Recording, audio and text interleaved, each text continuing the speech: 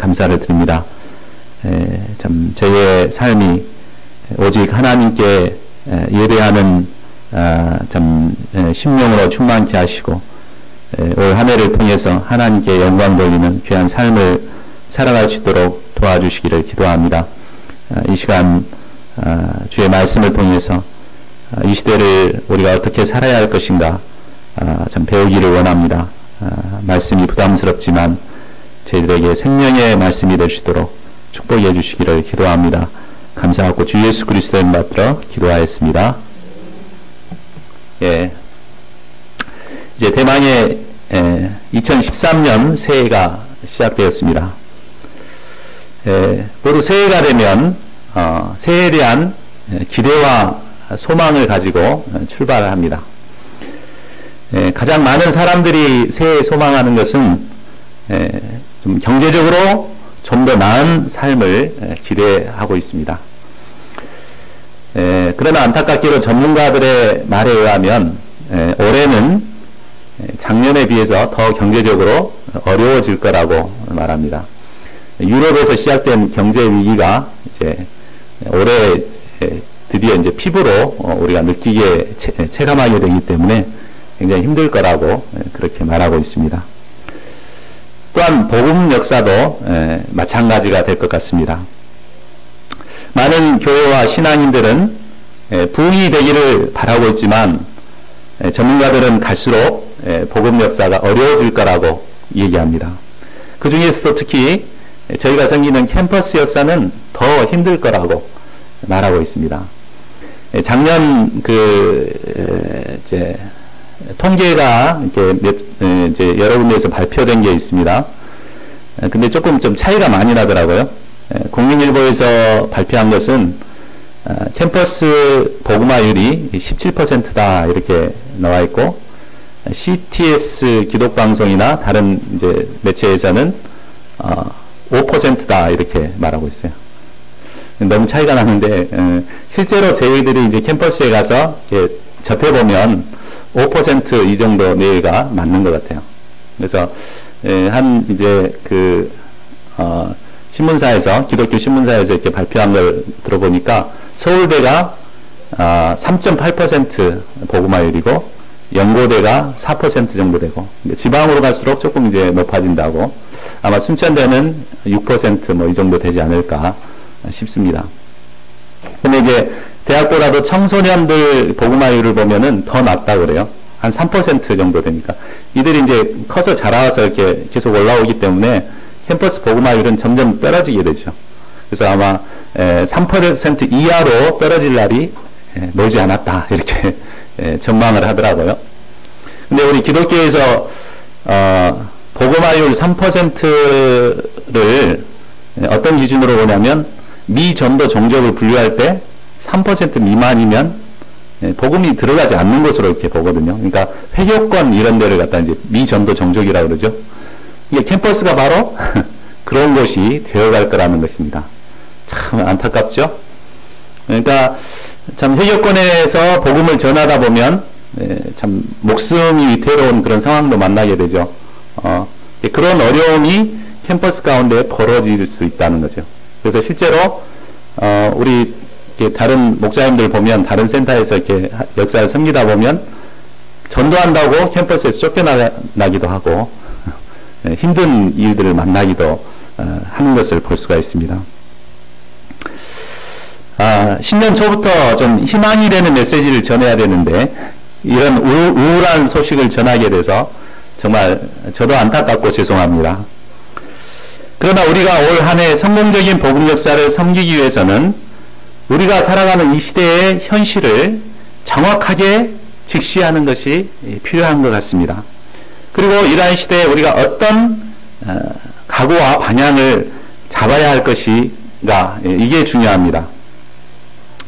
그러면 이처럼 복음 역사를 섬기기 어려운 시대에 우리가 어떤 자세로 복음 역사를 섬겨야겠습니까? 본문 말씀은 하나님께서 패역한 시대에 선지자의 사명을 감당할 에스겔에게 주신 말씀입니다. 오늘 말씀을 통해 절망적인 이 시대에 어떻게 하나님의 사명을 감당할 것인가 방향 잡는 귀한 시간이 될 수 있기를 기도합니다.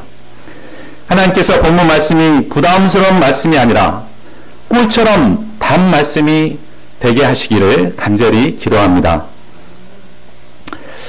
오늘 말씀의 배경을 살펴보면 오늘 말씀은 지난주 배웠던 말씀 있죠? 뭔 말씀이죠? 에스라의 결심. 그때는 포로에서 귀환된 시기였죠. 근데 여기는 지금 유다가 이제 멸망되는 시기예요. 그러니까 횟수로 말하면 140년 이전에 있었던 얘기입니다. 오늘의 주인공 에스겔은 BC 597년 바벨론이 2차 침공했을 때 그들에게 잡혀 이제 바벨론 포로로 끌려갔던 청년입니다. 그때 나이가 25살 정도 됐다 그래요. 그리고 그 뒤에 5년 지난 후에 30살에 그는 하나님께 부르심을 받게 됩니다. 우리 에스겔 1장에 보면 하나님께서는 그를 부르시고 그의 환상을 보여주신 것이 기록되어 있습니다.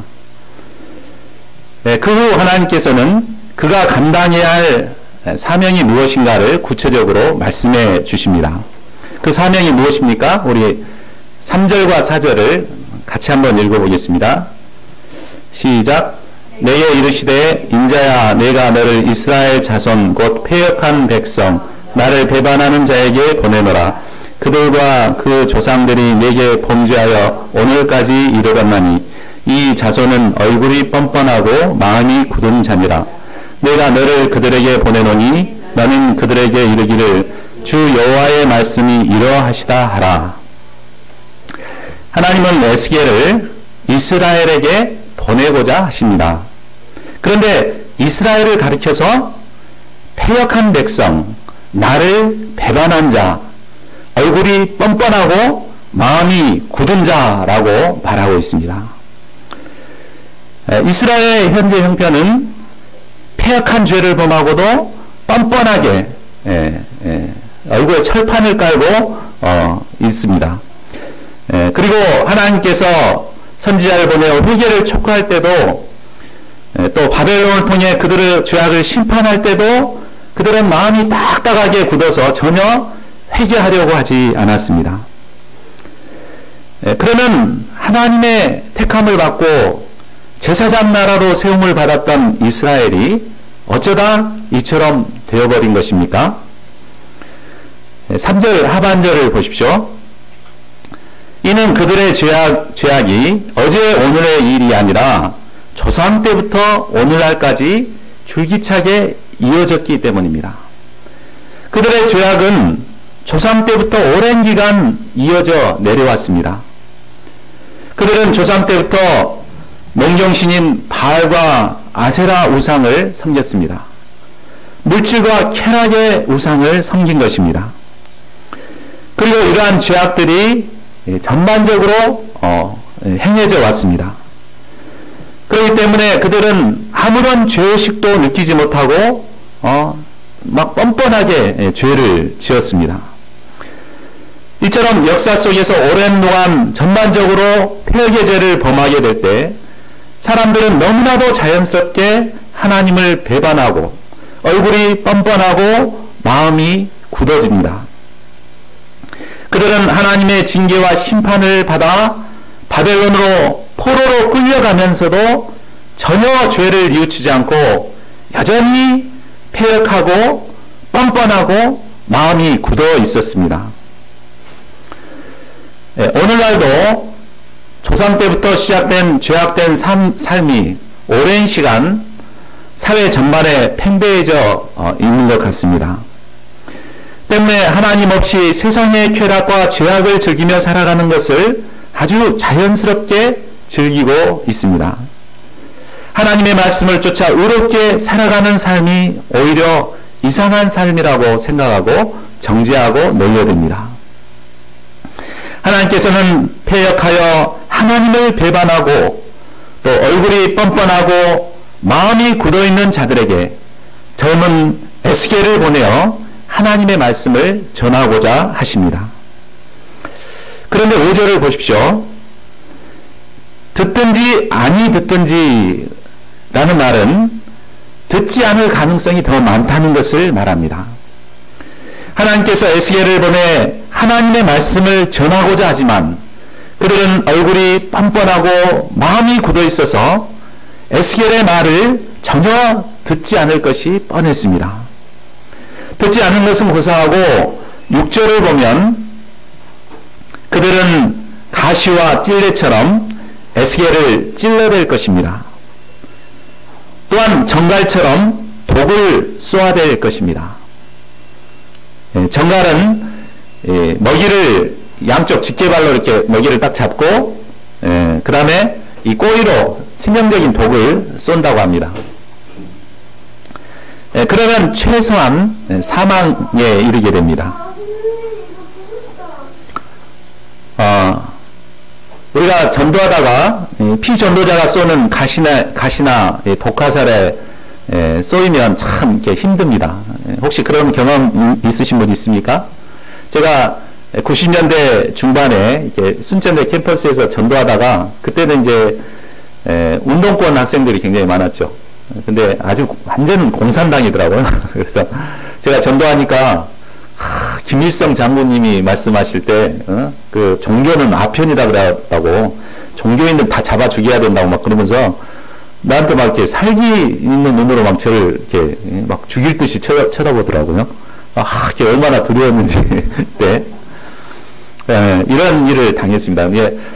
또 얼마 전에 이제 관악 3부 서울대를 섬기는 김여수아 목사님은 서울대 캠퍼스에 이렇게 완전히 새파랗게 된 후배죠. 후배에게 이제 복음을 전하려고 딱 다가가서 복음을 전하니까 걔가 대뜸 한단 소리가 딱 쳐다보더니 야 꺼져 이러더래요.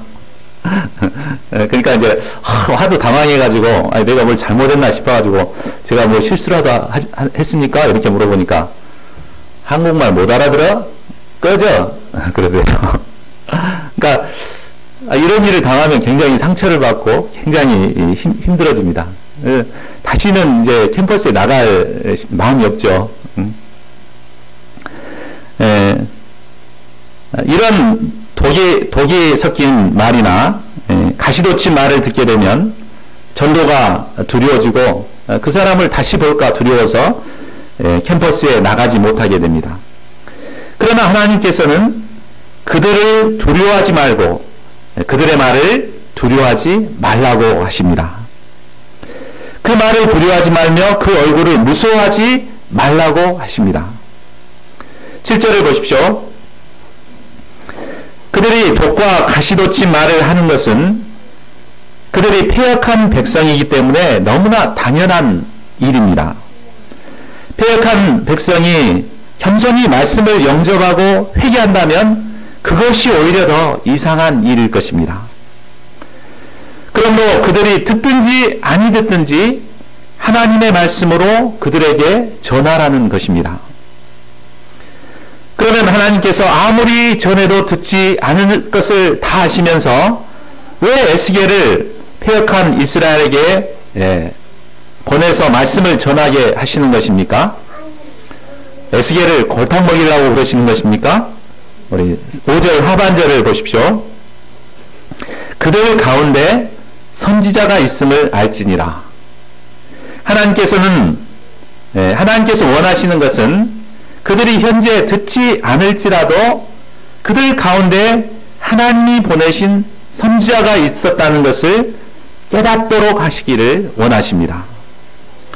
그래서 지금은 듣지 않았지만 먼 훗날 하나님께서 선지자를 보내어 그들에게 그들을 돕고 얼마나 노력했는가를 그들이 깨닫도록 했던 것입니다. 여기서 우리는 패역한 시대를 향한 하나님을 볼 수 있습니다. 우리는 생각할 때 패역을 행하고 뻔뻔하여 참 마음이 굳어 가시나 독을 쏘아대는 사람들은 하나님께서 지옥에 불쏘시게 감으로 이렇게 마땅